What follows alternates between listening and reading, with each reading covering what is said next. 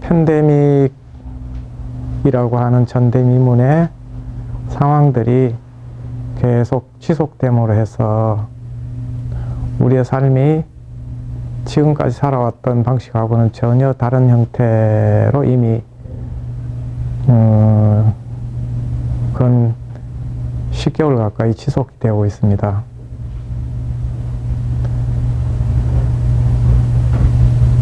사람들하고 함께 자주 모이던 생활 습관도 이제는 점점 모이지 않는 쪽으로 익숙해져 가고 있는 것 같고, 그 다음에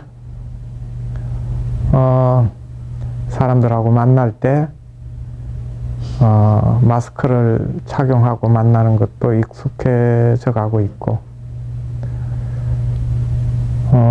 그리고 학교에서나 또는 일을 하는 데 있어서 수업도 거의 온라인으로 하고 있고, 일하는 데 있어서도 사람을 마주하고 일하기보다는 마주하지 않는 일들이 점점 늘어나고, 여러분들도 아시겠지만은 가장 많이 늘어난 직업 중에 하나는 온라인 쇼핑몰이나 택배 배달 서비스 같은 그런 일들이 많이 늘어나고 있고, 그리고 온라인을 통해서 공부하고 수업하고 일하는 이런 일들이 어느 정도 정착되어 가고 있는 상황 속에 우리가 살고 있는데요. 이 상황은 앞으로도 계속 지속이 될지, 어느 날 갑자기 끝나게 될지, 아니면 전혀 다른 형태로 변화가 될지 예측할 수 있는 사람들은 많지는 않습니다. 물론 이걸 가지고 예측하려고 하는 분들도 많아요. 근데 예측을 한다고 해서 사실 우리의 삶이 달라질 수 있는 건 아니거든요. 그럼 이때 우리가 삶을 어떻게 살고, 그리고 이러한 상황에 직면해서 우리가 취해야 될 액션들, 행위들은 뭔가, 그리고 어떤 마음을 갖고 살아야 될 건가, 그리고 이런 상황에 대해서 우리는 어떤 마음과 자세로 살아야 될 건가 하는 것에 대해서 살펴보는 시간이 꼭 필요합니다. 물론 여러분들께서 과거와 달라진 삶의 형태 때문에 벌써 한 10개월이 되니까 어느 정도 익숙해진 적도 있지만은, 이를테면은 직장을 다니다 직장이 없어져서 일을 구하지 못하는 사람이나, 또는 자기가 어떤 일을 하다가 이 일을 할 수 없는 상황이 돼서 아직도 일을 찾지 못한 경우이거나, 사업을 하다가 또는 가게를 운영을 하다가 그 가게를 운영할 수 없고 사업을 할 수 없는 상황에 처해 있는 사람들은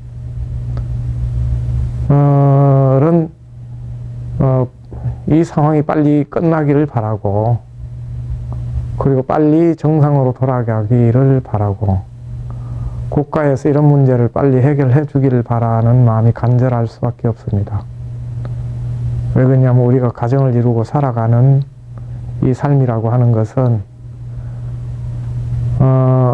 우리가 보다 나은 삶, 보다 나은 행복감, 보다 안정된 삶, 이런 등등의 의미를 갖고 가정을 이루었는데, 우리가 경제적인 어려움 과 일자리를 잃어버린 불안함 등은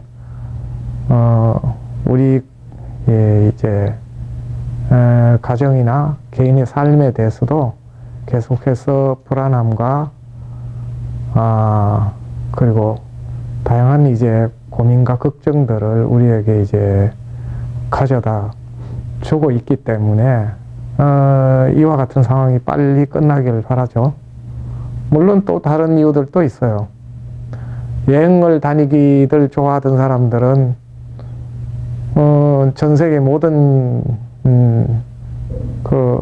여행 업들이 다 올 수도 됐잖아요. 비행기도 수없이 올 수도 됐고,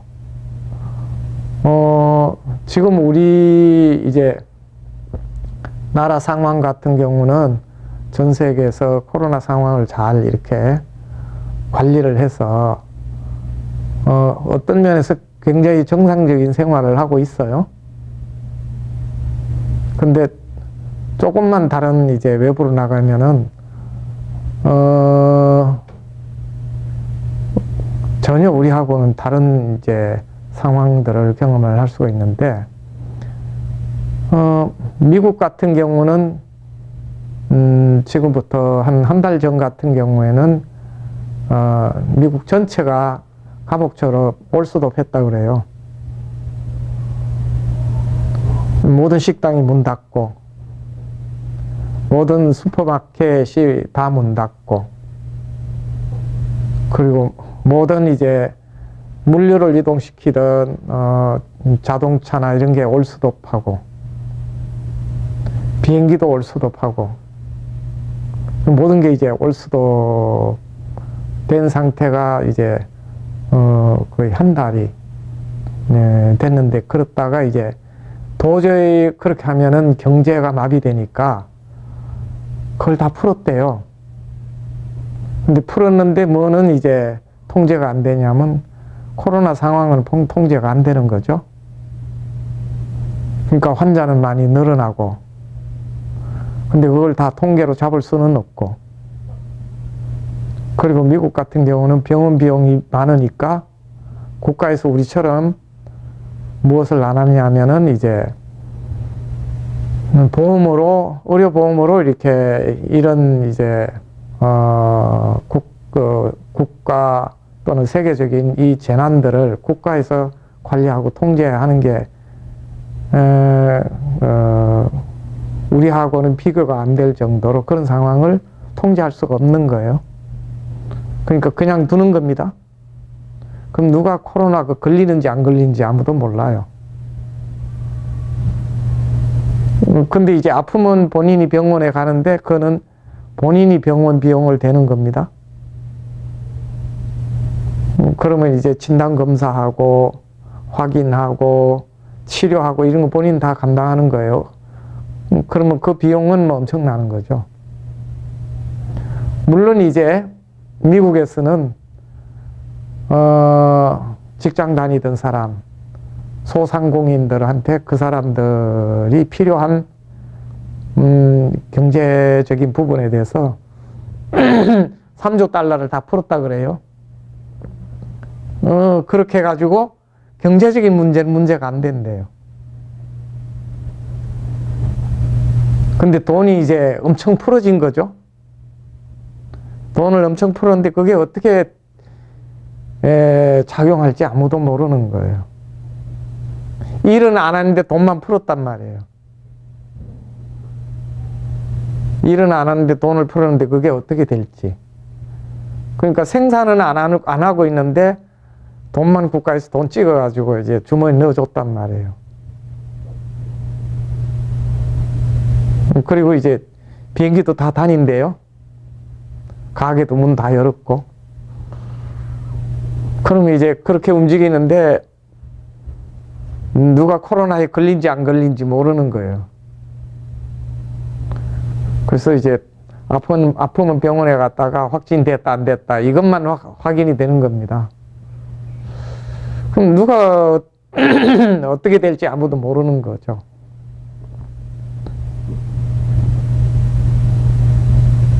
근데 그게 미국만 그런 게 아니고 뭐 서구 유럽이랄지 다른 뭐 제3세계 쪽으로도 뭐 그렇고요. 아예 이 인도나 브라질 이런 데는 그냥 포기한 상태고. 이제 그러면은 어떤 사람들이 가장 취약하냐면 나이 많은 사람들. 그 다음에 이제 이 폐 쪽에 기능이 약한 사람들. 이제 이런 사람들은 이 상황에서 자기를 지켜내기가 어렵죠.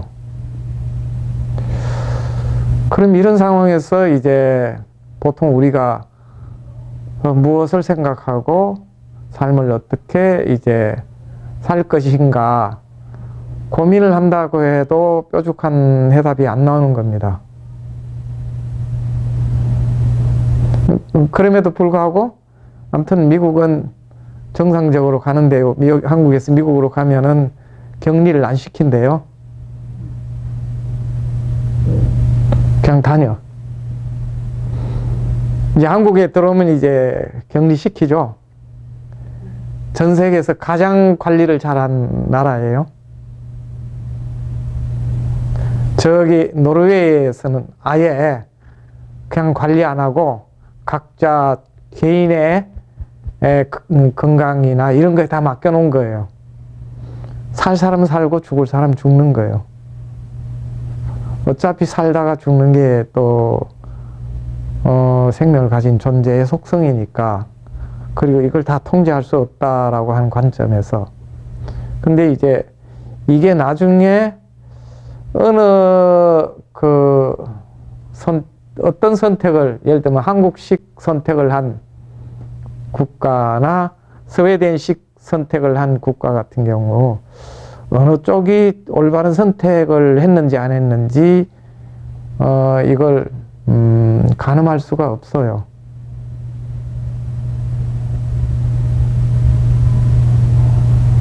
이럴 때 우리는 어떤 마음이 들까요? 불안한 분 손 들어봤어요.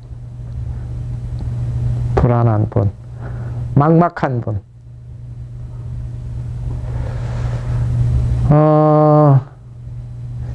재미있는 분, 아무렇지도 않는 분, 아무 생각도 없는 분. 그래도 뭔가 고민이 계속 되는 분. 뭔가 고민이 되는 분이 제일 많네. 불안한 분이 그 두 번째고.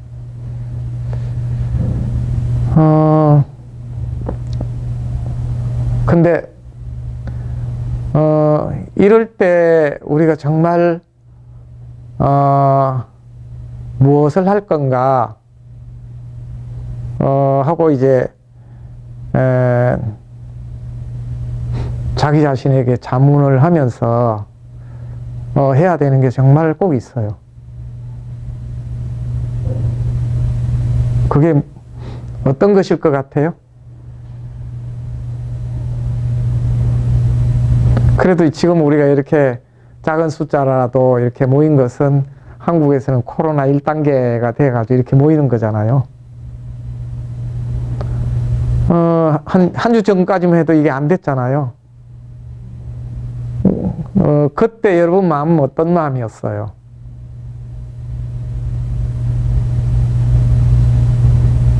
그때도 아무 마음이 없었어요. 네. 코로나19 상황이 익숙해져서 그런가? 답답하고 깝깝함.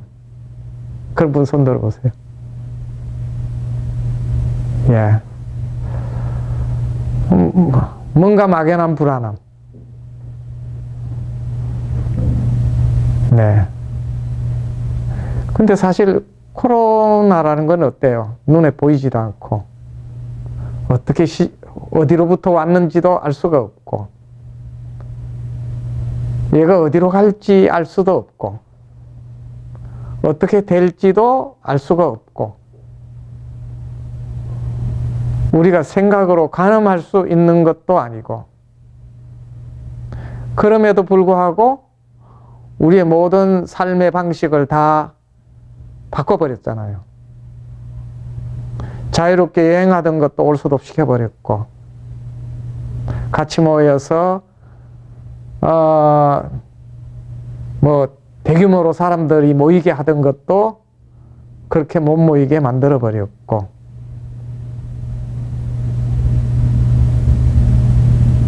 그리고 자유롭게 움직이게 하던 것도 다 올 수도 없이 시켜버렸죠.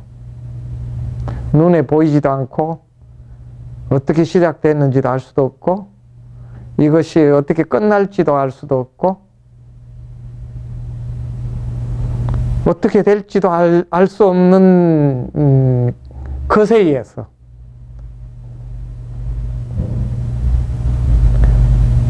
그렇지만 이거는 작용을 하고 있단 말이에요. 그죠? 근데 제가 질문을 하는 거는 여러분들한테 이런 질문을 하는 질문 있죠. 얘가 어떻게 시작됐는지도 모르겠어. 그리고 이것이 나중에 어떻게 될지도 모르겠어. 눈에 보이지도 않아. 그런데도 작용을 해. 그리고 이것이 우리를 불안하게 하고 근심걱정하게 만든단 말이에요.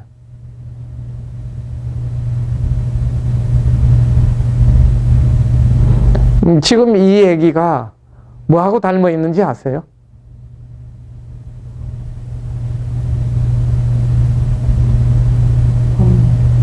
맞아요. 하나는 우리 번뇌하고 닮아 있고 우리 마음하고 닮아 있어. 그리고 좀 더 살펴보면 우리 인생하고 닮아 있어요. 근데 여러분들은 어디서 왔는지 알아요? 자기 자신이? 언제부터 시작됐는지 알아요? 미래가 어떻게 될지 알아요? 아는 사람 손 들어봐요. 모르잖아요. 그리고 마음이라는 게 형체가 있어요, 없어요? 눈에 보이지도 않고 손에 잡히지도 않아. 근데 마음은 있는 거잖아요. 그죠? 닮은 꼴이에요. 그럼 진실로 이게 도대체 어떤 것이냐? 근데 이것에 의해서 우리는 통제당하잖아요. 코로나에 의해서 우리는 통제당했단 말이에요, 이미. 스스로 우리는 우리 자신을 통제하잖아요. 살려고. 불안해서 벗어나려고. 뭔가 답답함에서 벗어나려고. 그럼에도 불구하고, 우리는 이것에 의해서 우리의 삶의 상태가 완전히, 예측할 수 없는 상태로 지금 작용하고 있단 말이에요. 그래요, 안 그래요? 근데 이거하고 똑같이 닮아 있는 게 우리의 마음이고 번뇌라고. 이 번뇌가 어떻게 시작되는지. 그러니까 코로나가 그렇듯이 우리의 불안한 마음이나 걱정스러운 마음이나 우리의 삶이 그렇잖아요. 근데 정부로부터 전 국민이 코로나는 어떻게 해보려고 다 그래요. 마스크도 하죠. 거리두기도 하죠. 열심히 손 씻기도 하고. 그리고 이제 대면을 할 때 옆 사람한테 피해가 안 주게 하려고 우린 무척 노력하잖아요. 그리고 코로나가 자기한테 안 들어오게 하려고 우리 스스로도 노력하고 우리가 사는 이 삶의 상황들을 그렇게 하죠. 이건 뭐 국가적으로 전 세계적으로 돈까지 엄청나게 들이고 국가의 힘까지 다 쏟아부어가면서 이거는 관리하잖아요. 그래서 우리나라에서는 이제 코로나를 관리하는 이제 국가기관까지, 청이라고 하는 국가기관까지 생겼잖아요. 그죠? 근데 이게 코로나가 영원히 갈지 또 아니면 이따가 싹 없어질지는 우리가 알 수가 없는데,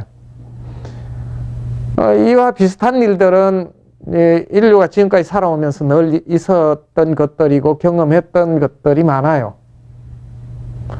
조선시대에도 이와 같은 이제, 것들하고, 씨름했던 일들이 많은데, 이제 조선시대에서 경험했던 건 전부 다 역병이라고 했죠. 근데 그 역병을 다루는 데는 우리 조선시대 그 선조들이 굉장히, 놀라운 이제 노하우들 또 쌓아놓고 물려준 것들도 있더라고요. 근데 이것에 대해서는 그걸 규명하고, 이것으로부터 자기를 지키려고 우리는 무척 노력하죠. 국가적으로 에너지를 쏟아부으면서. 근데, 이거하고 닮아있는 우리의 번뇌나 마음에 대해서는 이제 국가적으로도 그렇고, 전 세계적으로도 그렇고, 이건 주목을 안 해요. 닮아있는데. 닮아있는데 주목을 안 하는데 이 주목 안 하는 거에 대해서 우리는 잘 돌이켜보고 살펴봐야 됩니다. 왜 그러냐면은, 어쨌거나, 코로나19라고 하는 바이러스도,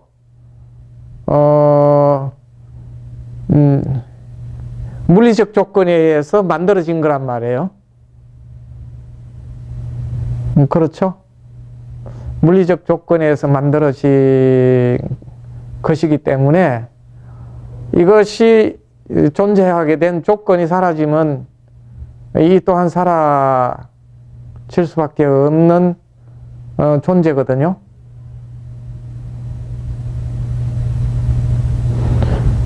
여기 있는 우리 자신도 형태상으로 보면 부모로부터 이 정자난자가 만나가지고 지금의 현재 모습을 갖고 살고 있죠.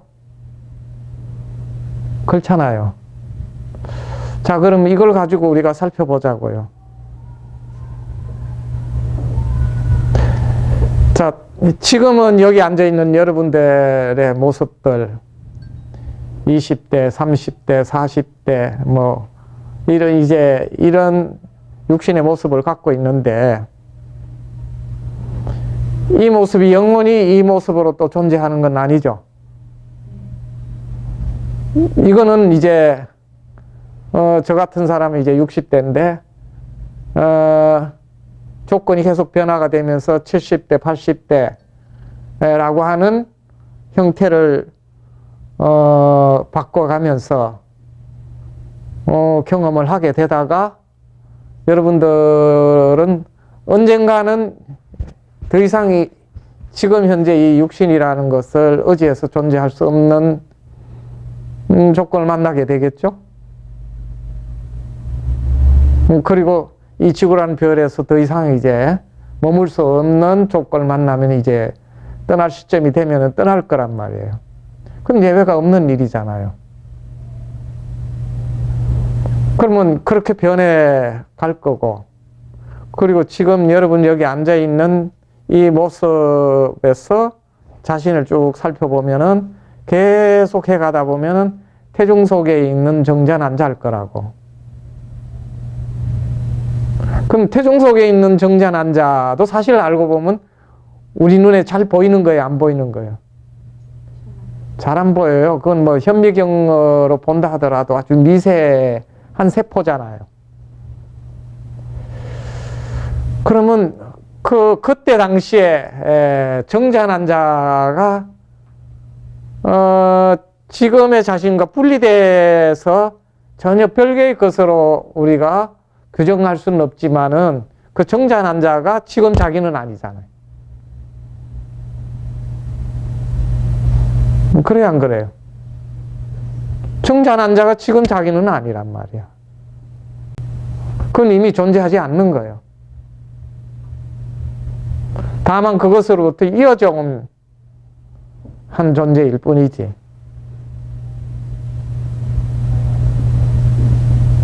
이 물리적 형태로 존재하는 이 존재는 그와 같이 시작해서 지금 여기 머무르고 있는데, 이 존재는 또 이 상태로 영원히 지속될 수는 없는 것이 진실이고 사실이잖아요. 그죠?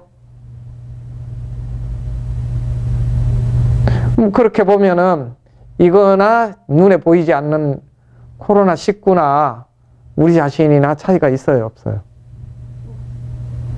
차이가 없다고요.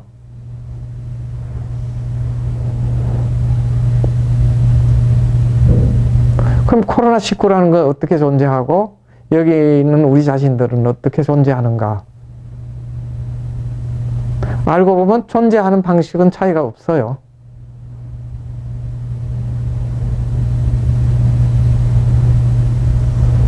차이가 있나요? 근데 코로나19라고 한 바이러스는 존재하다가 숙조가 있으면 더 존재할 거고,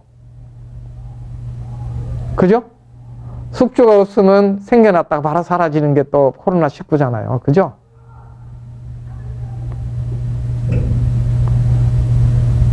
근데 지구라는 별의 관점에서 보면 코로나가 숙조가 있으면 지속이 되고 숙조가 없으면 바로 사라지듯이 지구라고 하는 이 숙조가 없으면 우리 또한 이 지구라는 별 위에서 사라지겠죠.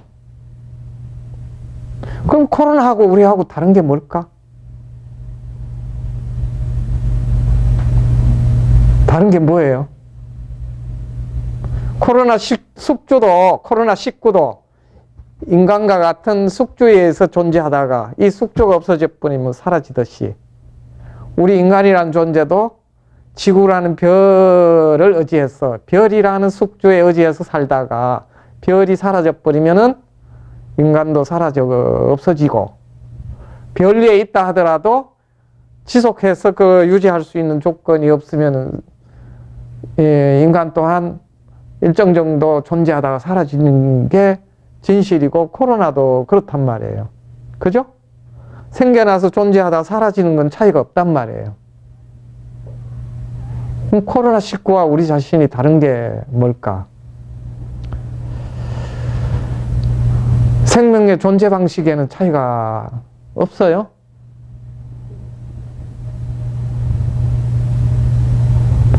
그럼 코로나19는 뭐고 우리 자신은 뭘까 하는 거예요.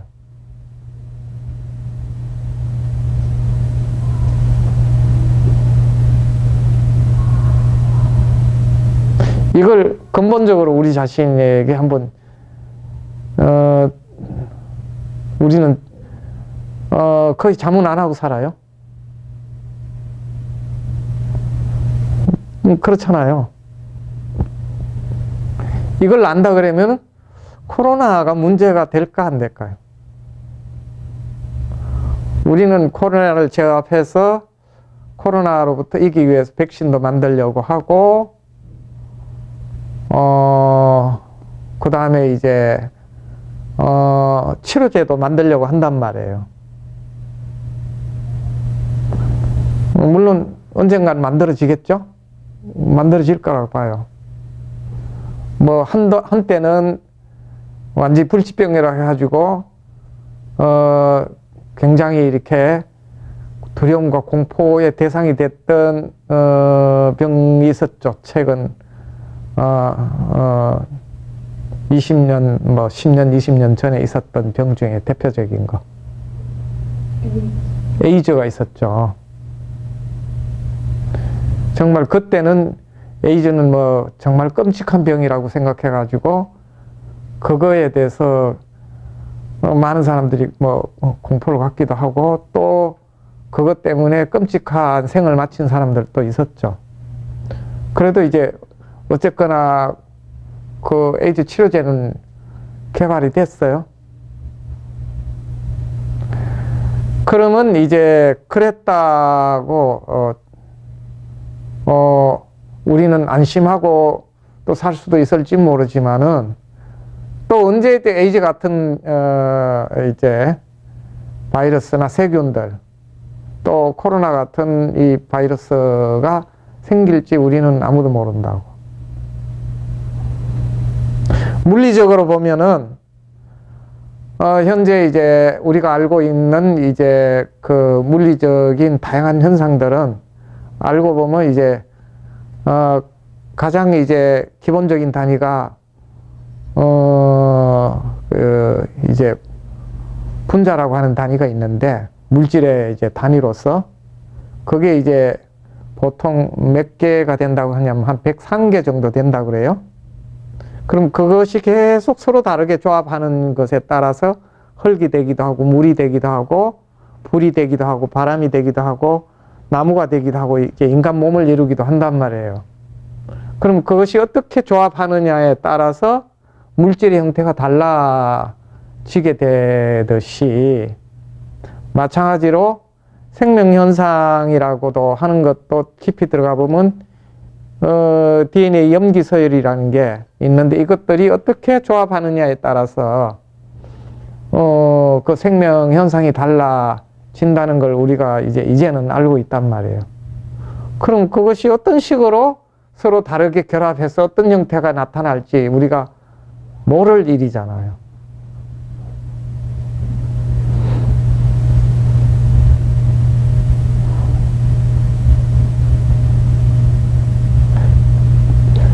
제가 이제 이 부분에 대해서 근본적인 질문을 하는 데는 몇 가지 이유가 있는데, 첫째,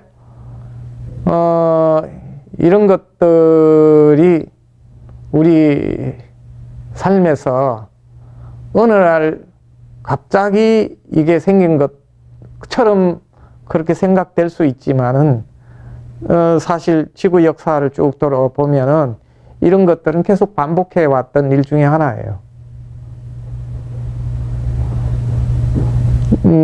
역사 속에서 이런 것들은 굉장히 많이 경험했던 일 중에 하나입니다. 그리고 이것이 이제 앞으로 우리가 치료제나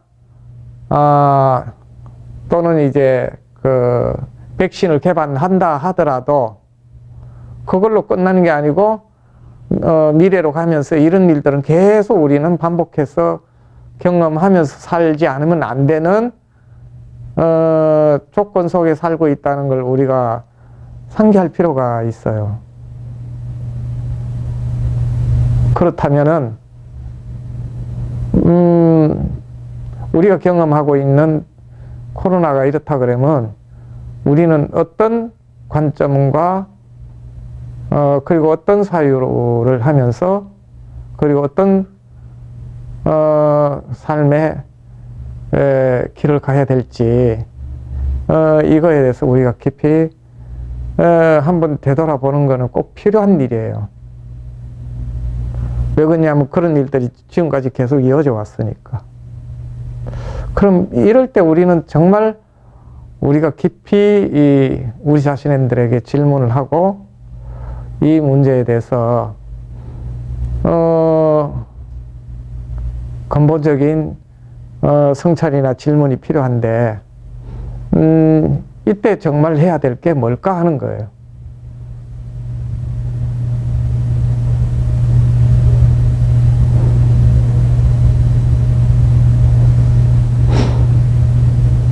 무엇을 우리 자신들에게 질문을 하고 우리 삶을 한번 살펴볼 질문이 될까 하는 건데요. 또 한 예로 든다면은 이런 이제 코로나 말고도 인류가 지금까지 생긴 이후로 태어난 자는 반드시 죽음이라는 걸 계속 경험을 했고, 그리고 육신을 가진 자는 누구든지 그 병이라고 하는 문제와 직면해서 병 때문에 슬퍼하고 고민하고 아파하고 괴로워하는 일들을 계속 경험을 했다고요. 그건 앞으로도 계속 경험을 할 거예요. 경험을 안 하고 살 수 있는 사람 일부는 있을 수는 있어요. 그러나 반드시 경험해야 되는 거는 태어나서 죽음이라는 그것은 반드시 우리는 직면해야 될 삶의 또 다른 모습이잖아요. 죽음의 문제는 피해갈 수 없고, 그리고 지금 같은 육신을 갖고 있는 한은 언제든지 탈나고 병나고 아픔을 경험하고 살아야 되는 게 인간의 보편적인 삶에서 경험해야 되는 일들이라고요. 그렇죠? 그리고 또 반드시 경험해야 되는 것들이 하나는 뭐냐면, 우리가 태중에서 정자, 난자 만나가지고 지금 이렇게 변해왔듯이 우리 몸은 점점점 변해가는데,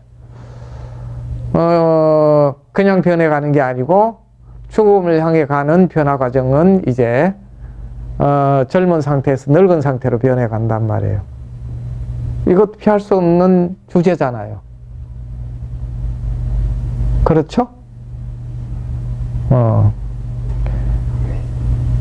우리가 태어나서 성장하다가 늙어가는 것도 피할 수 없는 것이고, 그 다음에 우리 육신은 언제든지 탈나고 병나고 아프고 괴로운 것을 경험하고 살아야 되는 것이 또 하나의 진실이고, 그리고 언젠가는 죽을 수밖에 없는 것이 우리에게 주어진 필연적인 일이고, 그리고 코로나가 그렇듯이 우리는 어디서 와서 어디로 가는지, 우리 삶이 어떻게 될지 우리는 모르고 살아가고 있다는 게 또한 진실이잖아요. 근데 이 얘기는 우리 인간에만 해당되는 게 아니고 생명을 가진 모든 존재에는 예외 없이 적용되는 일임에도 불구하고 우리는 그거에 대해서 자기 자신의 문제로 안 봐요. 그리고 그냥 코로나만 없애면 되는 걸로 생각을 해. 안 그러나요? 그리고 몸을 건강하게만 만들면 되는 걸로 생각을 해. 그리고는 우리는 뭘 추구해요? 뭘 추구해요? 즐거움을 추구하는 거죠. 특히 감각적으로 즐겁고 기분 좋은 걸 추구한다고. 끊임없이 우리는 욕망을 추구해. 그렇게 추구하다가 이런 것들을 만나면 좌절이 되죠. 원하는 대로 못 살고 꺾이고 불안해하고 절망하고 답답해하고, 이게 반복되는 데 대해서 전혀 이것이 어떤 것인지에 대해서 주목하기보다는 빨리 이걸 해결하고 빨리 건강 되찾고, 그리고 우리는 욕망을 다시 추구하려고 한다. 그리고 욕망을 추구하는데 추구하는 이 욕망이 실현이 안 될 때 우리는 또 분노하잖아요. 그리고 이 욕망을 추구하기 위해서는 우리가 어떻게 행동하는지 아세요? 욕망을 추구하기 위해서. 욕망을 실현할 수 있는 건 뭐든지 다 해요.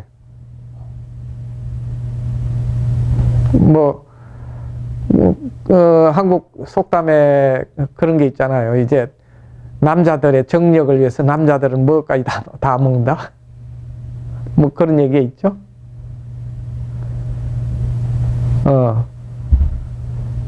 먹지 못하는 거 빼놓고는 정력에 도움된다 그러면 다 먹는다고 얘기하죠.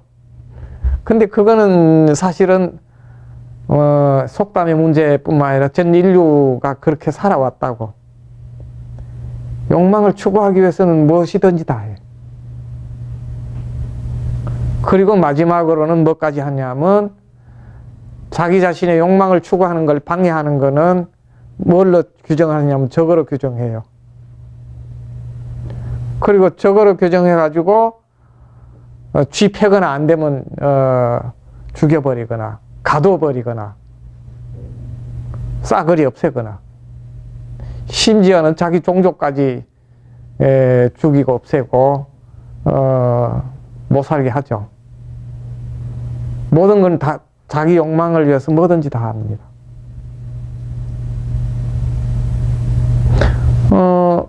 제가 이제 시골에 저기 지리산에 있다가 이제 여기 올라왔잖아요.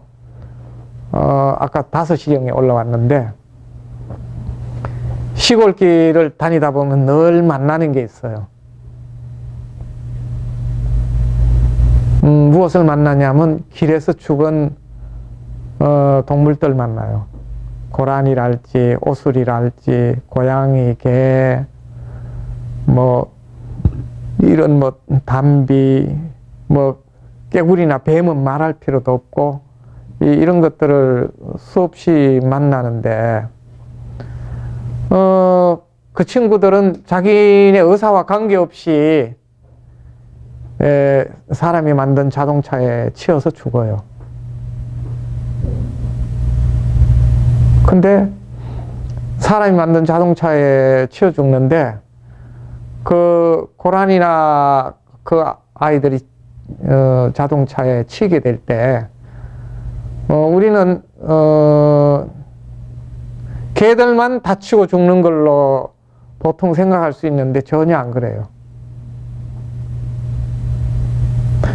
고속도로에서 여러분들이 차 몰고 가다가 갑자기 이를테면 돼지나 고라니가 뛰어 들어온다 그러면은 둘 중에 하나야. 피하려고 하거나 정신 잃고 가서 받거나. 그러면 아무렇지 않게 운전이 될까요? 안 돼요? 안 될까요? 안 돼요.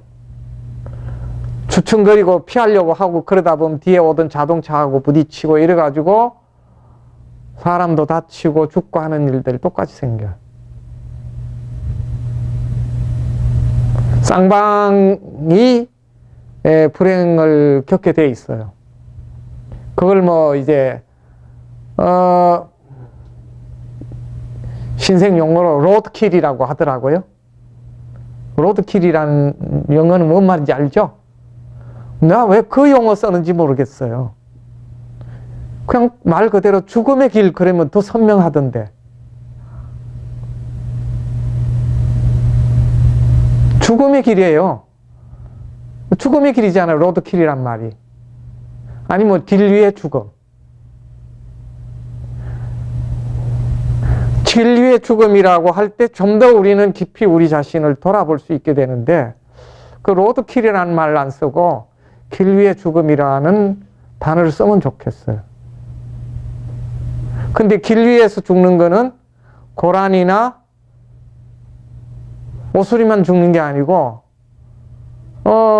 자동차를 몰고 가던 사람도 사고 내고 죽기도 하고 다치기도 하고 그러거든요. 그래서 어떤 경우에는 다친 그 고라니들이 죽지 않았을 때 동물보호협회에서 나와서 그 아이들을 치료하고 돌본대요. 근데 허리가 끊어지고 부서진 동물들은 살리지 못하고 그냥 다 죽게 하고 다리가 부서지고 문제가 된 경우는 그 다리 자르고 나머지 다리 3개 정도 있다 그러면 훈련시켜 가지고 산으로 보낸다는 거예요. 근데 그걸 보냈는데 다큐를 봤는데 가슴이 뭉클하더라고.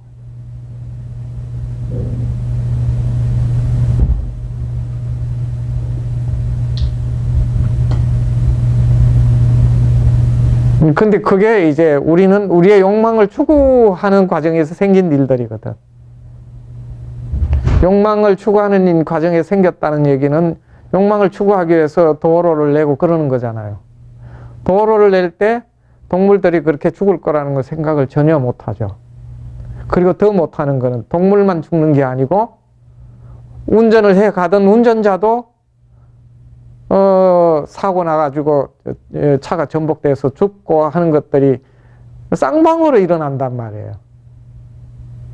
근데 인간 자신이 문제된다는 걸 자각한다고 하면은 우리는 운전도 조심하겠지만은 도로를 낼 때 그냥 우리의 편리와 욕망을 위해서 도로를 내는 게 아니고 모든 생명이 함께 존재할 수 있는 형태로 도로를 내고 운전도 해야 되고 길도 그렇게 만들 거라고.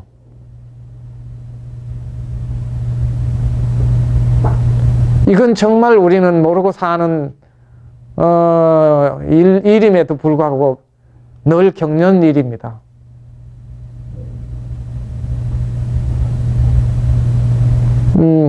뭐 1년에 이렇게 신고되는 이제 길 위의 죽음들이 얼마가 보고되느냐 하면은, 보고되는 것만 6만인가 몇만이 되는 모양이더라고요. 근데 보고되는 것만 그러고 그냥 치워버리는 건 엄청 많겠죠. 그리고 살았던 사람들도 그렇게 동물 치우고 나면은 그렇게 생명을 죽인 거에 대한 마음이 남아요. 그럼 이 가슴 엉어리로 남아서 이게 계속 가슴을 아프게 한다고. 그러니까 욕망의 추구가 자신과 다른 존재의 불행과 슬픔을 가져다 주는 일임에도 불구하고 우리는 우리가 추구하는 욕망을 깊이 성찰을 해보거나 돌아보질 않는 겁니다.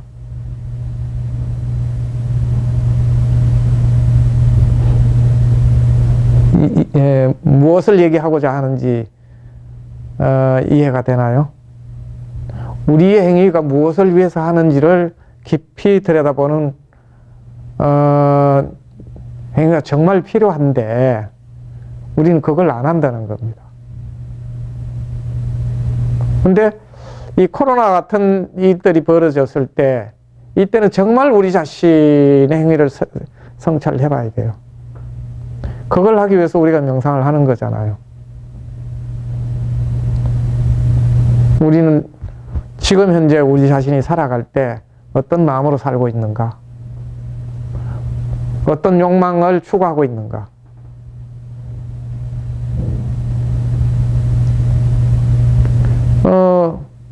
근데 욕망을 추구하는 우리들의 행위 그 밑에를 가만히 들여다보면 첫째는 감정이 있고 그 밑에는 또 뭐가 있냐면은 감각이 있어요. 그리고 감각과 더불어 우리들의 신념과 견해들이 있다고요.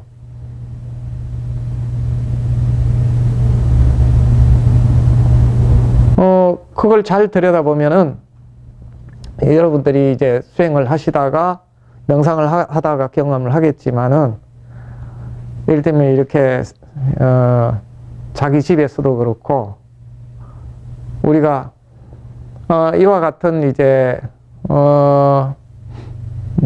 팬데믹과 같은 상황이 벌어졌을 때 뭐 외국에 갔다 한국에 들어오면 무조건 15일간 이렇게 격리돼야 되잖아요. 그리고 양성 판정 받으면은 격리돼야 되잖아요. 다 완치될 때까지. 그러면 그럴 때 우리는 무조건 나으려고 하거나 치료만 하려고 하지. 그때 조용히 앉아서 우리 자신의 삶을 깊이 들여다보는 것은 전혀 하지를 않는 거죠. 일반적으로. 그래서 이때 정말 우리가 해야 되는 것은 첫째는 우리 자신의 행위에 대해서 깊이 들여다보는 시간을 갖는 것이 정말 필요로 하다. 그래서 어떤 욕망을 추구하고 사는지, 그 추구하는 욕망의 결과가 우리의 삶과 우리가 사는 이 세상에 어떤 영향을 주고 있는지, 그리고 그것 때문에 우리는 우리의 삶이 어떻게 되는지, 이것에 대해서 곰곰이 우리는 깊이 들여다보는 시간을 갖는 게 필요한데, 이런 상황이 벌어졌는데도 안 한다 그러면 정말 이거는 게으른 거예요. 아니면 무지한 거고.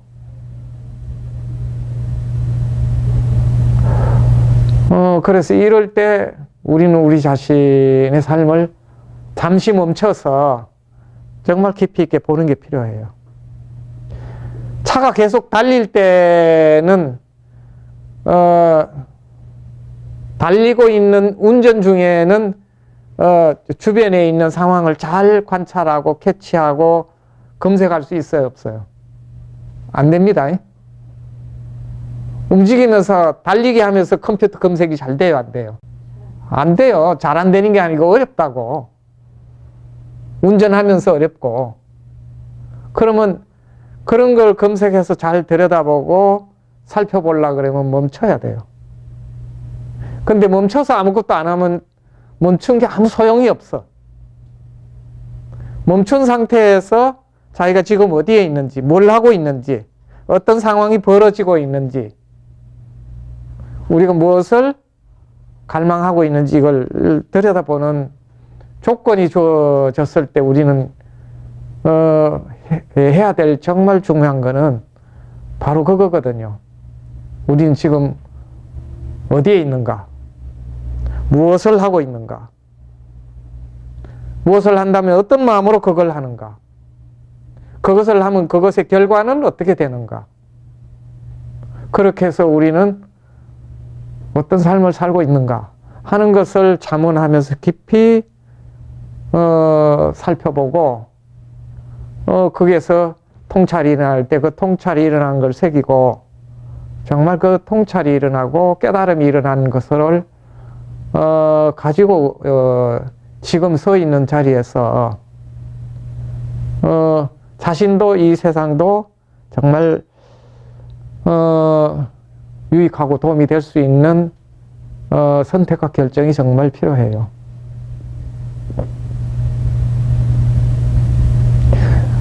거기다가 더 이제 필요한 게 있는데요.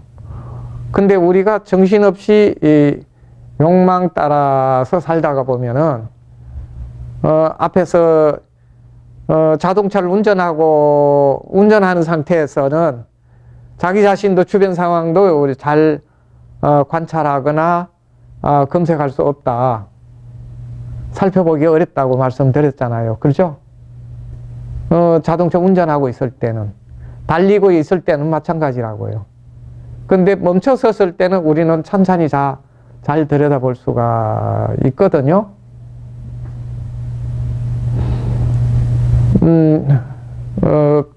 그러기 때문에 우리는 수시로 멈춰 서서 자기가 어디에 있는지 뭘 하고 있는지를 정말 봐야 돼요.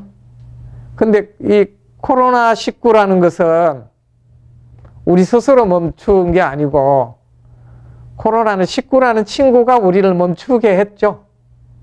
그 멈춰서 움직일 수 없는 상황인데도 이때 우리 자신을 들여다보지 않고 깊이 살펴보지 않는다 그러면은 정말 이거는 좋은 기회를 갖다가 날려버리는 거예요. 행운을 집어차는 거하고 같다고. 우리는 멈춰야 이 세상이 보이는 것들이 정말 많거든요. 그리고 멈춰야 우리 마음이 고요해지기 시작한다고. 명상이 중요한 두 가지 측면이 있어요. 하나는 움직이던 마음이 움직이지 않도록 멈추는 명상이 있어요. 그걸 사마타 명상이라고 그래요. 우리가 코에 주의를 두거나 감각에 주의를 두고 가만히 그 주위에 둔 그곳에 우리의 마음을 머물면서 알아차리고 주시하는 것, 그것을 사마타 명상이라고 하고, 그 사마타 명상이 바로 우리 마음을 멈추게 하는 행위입니다. 이를테면 자동차 달리던 자동차를 멈추게 하는 행위하고 같거든요. 그러면 달리던 자동차가 멈춰야 우리는 여유를 갖고 주변도 살펴보고 자기 자신도 볼 수 있다고요. 이것은 우리가 사는 이 삶에서 꼭 필요한 행위인데 우리는 이걸 안 하고 그냥 브레이크 없이 계속 달리기만 하고 있다고. 그럼 어디로 가는지도 잘 알 수도 없고, 그리고 그 결과가 어떻게 되는지도 우리는 알 수가 없다고. 계속 달리다 보면. 그래서 달리면서 한 번씩 멈춰야 된다고. 그 다음에 이제 멈춰 섰을 때 움직이던 마음이, 움직이던 행위가 이렇게 조용하게 이렇게 잦아들고 움직임이 멈춰져요. 그럼 그 상태가 됐을 때 뭐가 되냐면 세밀하게 관찰할 수 있고 검사하고 조사할 수가 있어요. 그걸 이제 명상에서는 위파사나 명상이라고 그래요. 통찰 명상이라고 합니다. 이때 뭐가 생기냐면 지혜가 생겨요. 그리고 바른 판단을 할 수가 있다고. 이 두 가지가 우리가 임관 못 받고 살아가는 이 삶의 길을 바르게 이제 볼 수 있게 해주는 아주 중요한 훈련들이거든요. 근데 이제 이 코로나19가 우리 자신에게 그 기회를 주는데 우리가 안 한다는 건 너무너무 어리석은 일이 되는 거죠. 그래서 조용히 네 자신을 한번 돌아보도록 해라 하고 코로나19가 우리한테 선물을 준 거예요. 근데 이걸 우리가 받지 않는다 그러면 참으로 어리석은 거죠.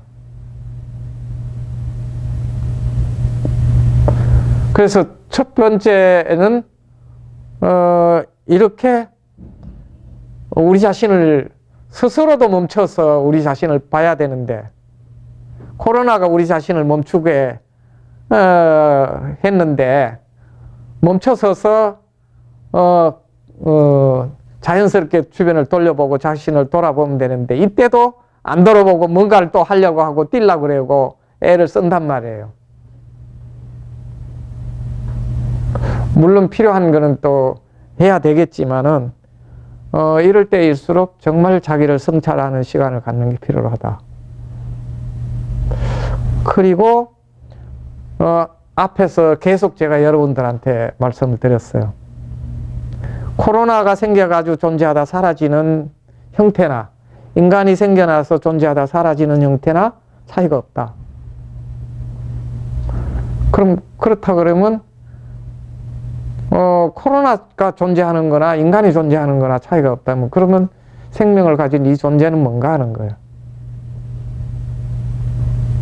코로나도 인간이란 또는 생명체라는 숙주가 있어야 존재하는 것처럼 우리도 지구라는 숙주가 있어야 존재한다 그랬잖아요.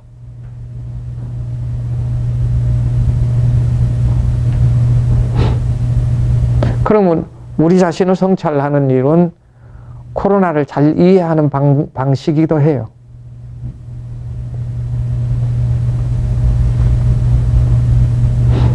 그래서 코로나라고 하는 이 전대미문의 이 현상들이 우리에게 온 것은 어떤 면에서는 두렵고 불안하고 근심스럽고 하던 일도 못하게 되고 그다음에 직업도 또는 사업도 멈추게 되는 이런 상황이 돼서 굉장히 답답하고 불안하고 힘들 수 있는 상황이 우리에게 주어진 것은 사실이에요. 이것 때문에 죽기도 하고 굉장히 어려운 일들이 생기는 것은 사실입니다.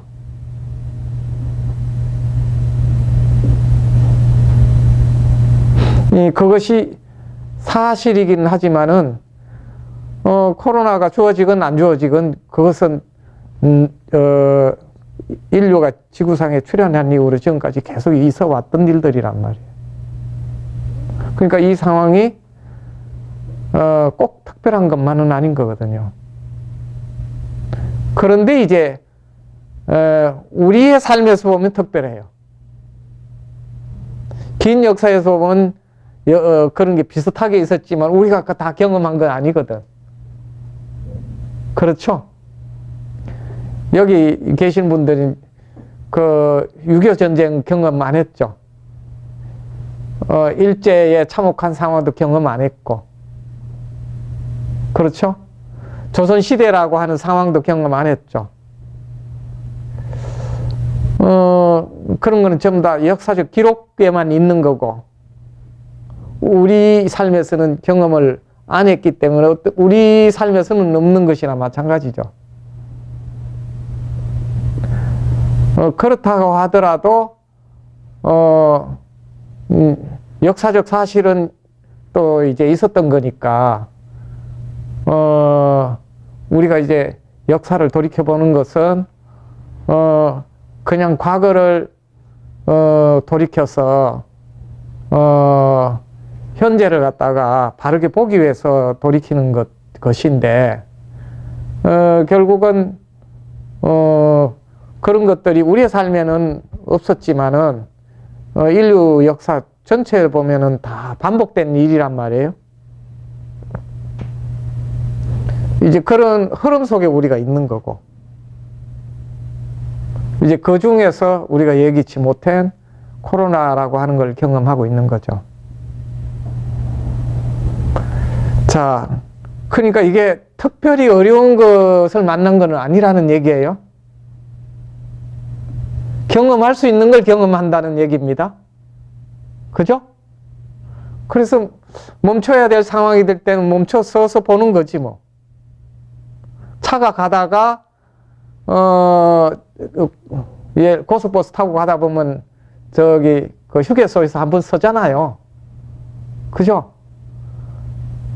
그러면 차가 섰는데도 불구하고 우리가 차 안에서 달릴 일은 아니잖아요. 그래요, 안 그래요? 차 안에서 달린다는 건 어리석은 거지. 아니면 차에 내려가지고 달릴 일도 아니고. 그러면 차가 멈춰 섰으니까 멈춘 그 차의 조건에 맞게 뭐 화장실도 가고 뭐 국도 한 그릇 먹고 커피도 한 잔 마시고 할 수 있는 여유를 가질 수 있는 조건에 따라서 액션을 취하잖아요. 그죠? 그런 것처럼 이런 조건이 주어지면 여기에 맞게 우리 자신을 성찰하고 이와 같은 일이 생겼을 때 우리가 어떻게 살면 좋을지를 잘 우리 자신을 한번 돌아보는 시간을 갖는 게 정말 필요하다. 그래서 무조건 욕망에서 달리던 것이 계속 우리가 욕망대로 살 수 없다고 해서 문제되는 건 아니다. 이것도 우리에게 주어진 자연스러운 일들 중에 하나다, 이제. 그럼 이럴 때 다 멈추고 조용히 자기 자신을 만나는 시간을 갖는다는 것은 굉장히 의미 있는 시간이다, 이제. 밤 되면은 자야 돼요? 아니면 밤이 됐어도 아깝다고 해서 계속 안 자고 애를 써야 돼요? 밤 되면 우리가 자는 게 자연스러운 거잖아요. 동식물은 밤 되면 다 자요. 근데 우리 인간은 어땠냐면 옛날에는 밤 되면 잤어요. 근데 요즘은 안 자. 근데 사람뿐만 아니라 동물도 불이 켜지면 안 잔대요. 그래서 그걸 이용해 가지고 닭장에 24시간 계속 불 켜놓죠. 그래 알을 계속 낳게 하려고. 그것 때문에 닭들이 엄청난 스트레스를 받으면서 알을 낳는다고 그래요. 그래서 스트레스가 생기니까 몸에 병이 생기게 되고, 몸에 병이 생기니까 그걸 방지하려고 약을 엄청 치고, 그래서 이 약의 쩔은 우리가 닭을 밥상에 올려놓고 그걸 먹고, 그럼 우리 몸도 또 약에 쩔고, 우리가 그렇게 지금 사는 거죠. 그럼 그 삶의 방식이 정말 옳은가 하고 우리는 멈춰놓고 봐야 돼요. 그래서 밤 되면은 모든 것이 멈추듯이 겨울 되면은 모든 또 일들은 또 멈추잖아요. 그런 것처럼 이런 것도 이 바이러스 19와 같은 사태도 그런 일과 같은 거니까 자연스럽게 딱 멈춰서 자기를 돌보고 어떻게 지금까지 살아왔는지, 지금 뭘 하고 있는지, 어디에 있는지, 앞으로 어딜 흘러가고 있는지를 깊이 들여다보는 시간을 갖는 게 좋겠다. 라고 하는 것을 말씀을 드리고, 이제 그러한 관점으로 같이 명상을 하면 좋겠어요. 그리고 이렇게 존재하고 있는 정말 이 존재는 어떤 존재인지,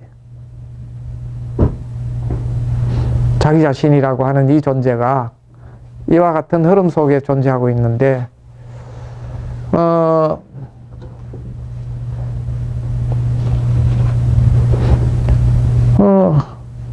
본질적으로 코로나가 존재하는 거나 인간이 존재하는 거나 그 존재의 원리가 같다 그러면 이렇게 존재하는 우리 자신은 뭔가?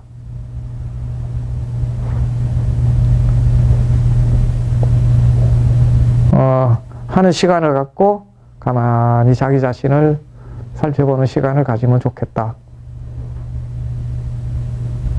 네. 그러면 그렇게 알고 그와 같은 주제를 가지고 명상하는 시간을 갖겠습니다.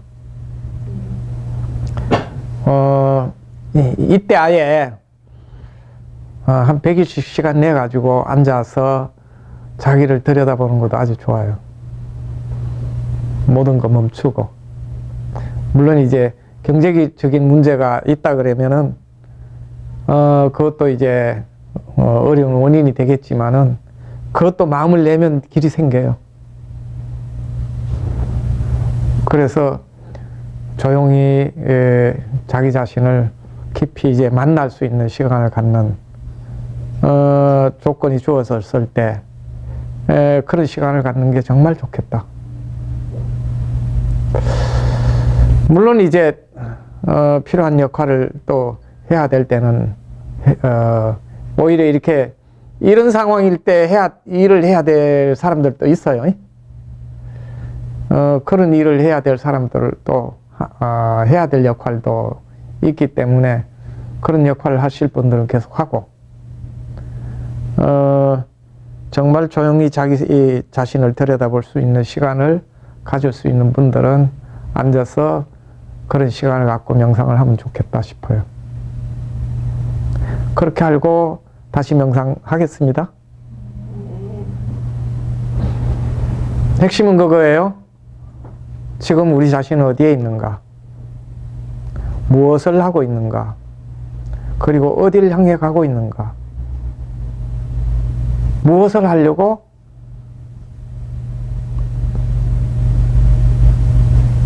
그렇게 달리고 있는가? 이걸 자문하고 멈춘 상태에서 지금까지 달려오던 자기 자신을 보고 우리가 사는 이 세계가 어떻게 움직이고 있는지를 보고 그리고 그 조건 속에서 우리는 정말 무엇을 해야 할 건가 라고 자기 자신에게 자문을 하고 그리고 이렇게 자기 자신이 어디서 왔는지 어디로 가고 있는지 지금 무엇을 하고 있는지도 모른다 그러면 그걸 분명히 자문해서 살펴보고 동시에 그렇게 하고 있는 자기 자신 이렇게 숨쉬고 있는 이 자신은 도대체 어떤 존재인지 이걸 가만히 들여다보면서 이걸 깊이 자문하면서 자기를 만날 수 있는 시간을 갖도록 해보겠습니다. 코로나가 우리에게 그것을 가질 수 있도록 시간을 마련해 줬다고 생각하고 그렇게 한번 명상을 해보겠습니다. 잠깐 명상하겠습니다. 그리고 오늘 잠깐만 하지 말고 이 코로나가 지속되는 한 계속 또 해보면 좋을 것 같아요. 그렇겠죠? 네. 그런 시간을 갖도록 하겠습니다.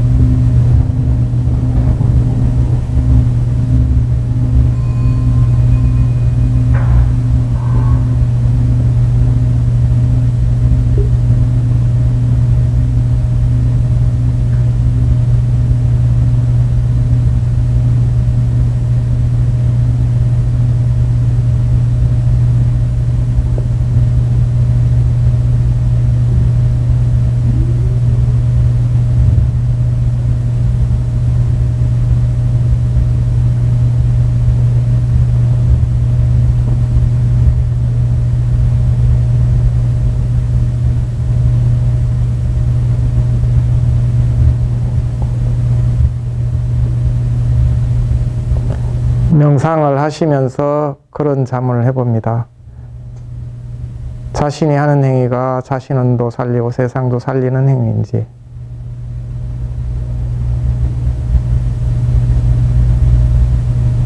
아니면 자신도 죽이고 세상 누군가도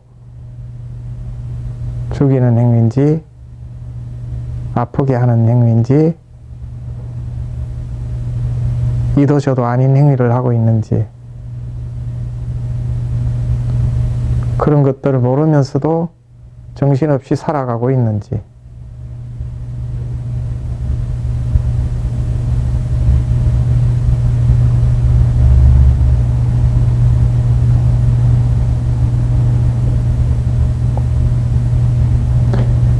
길 위에서 죽어가는 동물처럼, 그 길이 죽음의 길인지도 모르고 달리다가 죽는 동물처럼 우리도 정신없이 달리다가 죽음을 맞이하게 되는 삶을 살고는 있지는 않는지,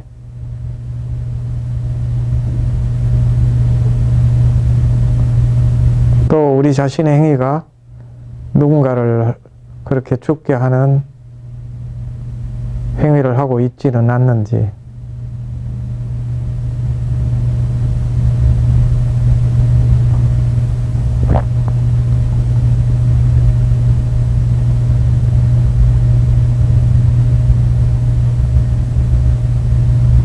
아니면은 자신에게도 별 의미가 없고 타인에게도 별 의미가 없는 삶을 살고 있지는 않는지,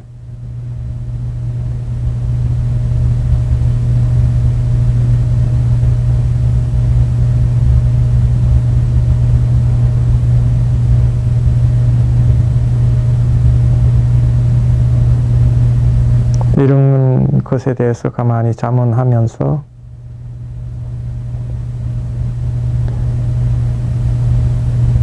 온몸에 주의를 두고 온몸으로 경험하면서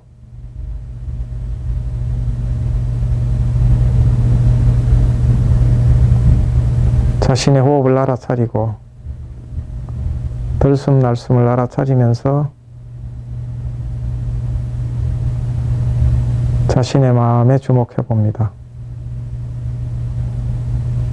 그리고 자연스럽게 마음이 고요해지면은 자신의 마음에 자문을 합니다.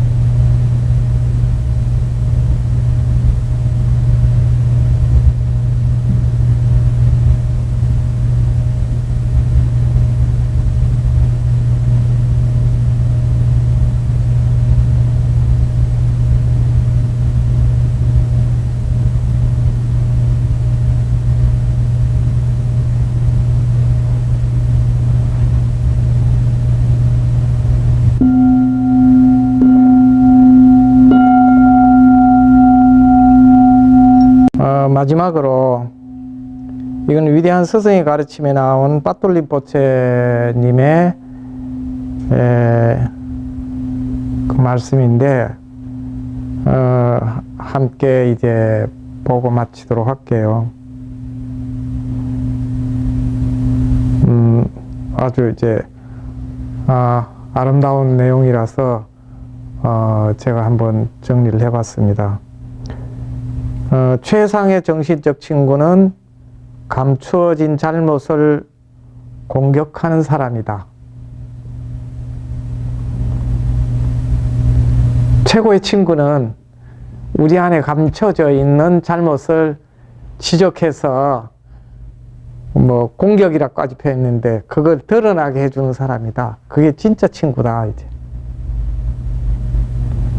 그래야 이제 그 감춰진 잘못을 우리는 우리 자신의 그 허물을 없앨 수 있거든요.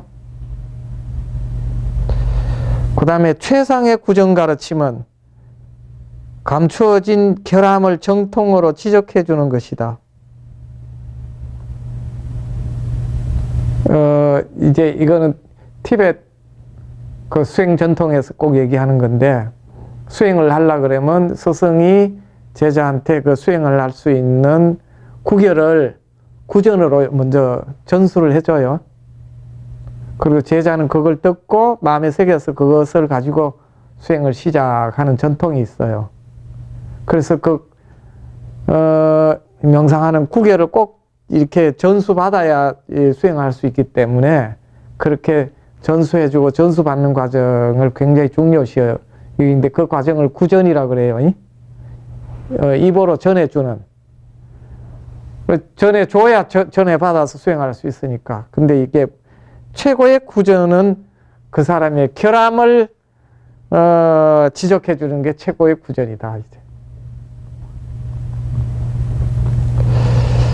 최상의 도움은 항상 기억하고 마음을 살피는 것이다.